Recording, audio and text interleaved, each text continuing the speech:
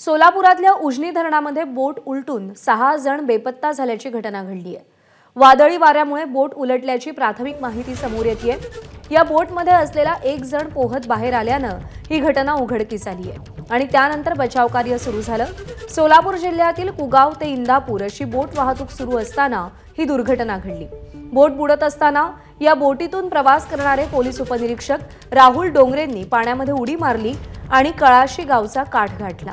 या घटनेची माहिती आमदार दत्तात्रय भरणेंनी घेतली असून सध्या शोध मोहीम सुरू आहे। दरम्यान इंदापूरचे आमदार दत्तात्रय भरणे यांनी घटनास्थळी जाऊन परिस्थितीची पाहणी देखील केली आहे। सुनील दिवाण आपले प्रतिनिधी सध्या आपल्या सोबत आहेत। सुनील, ही घटना नेमकी कशी घडली आणि सध्या शोधकार्य कसं सुरू आहे?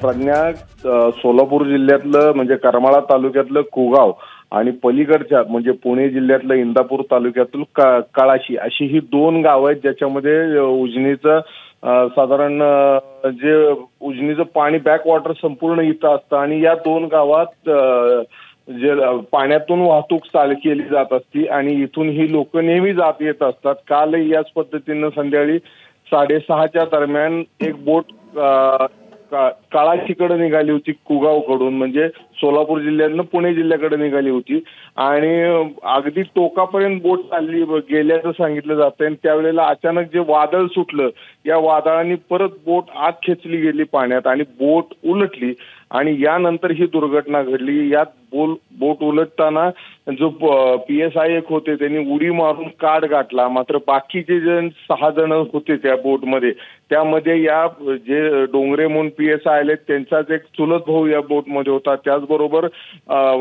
करमाळा तालुक्यातील झरे नावाचं गाव आहे, इथलं एक जाधव नावाचं दाम्पत्य होतं, पती पत्नी आणि त्यांची 2 लहान मुलं।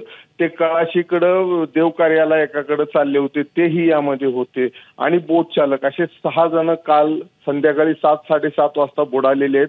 अजूनही रात्री उशिरापर्यंत त्यांचा शोध मोहीम चालू होती। रात्री उशिरा अंधार होता आणि खूप आव्हानं होती, पण रात्री काही मिळालं नाही। थोडंफार सामान त्यांचं मिळालेलं आहे, मात्र एकाही बुडाल्याचा शोध लागलेला नाही। रात्री उशिरा NDRFची पथकं येणार म्हणून सांगितण्यात आलं होतं आणि सकाळी लवकर त्यांची शोध मोहीम सुरू होणार होती। आता त्या पद्धतीनं शोध मोहीम सकाळी लवकर उजेडल्यानंतर सुरू झालेली आहे। थोड्या वेळात ह्याच्यामधले अपडेट मिळू शकतील। प्रज्ञा, सुनील, अपडेट तुमच्याकडून घेत राहू। सध्या धन्यवाद दिलेल्या माहितीसाठी। ABP माझा, उघडा डोळे बघा नीट।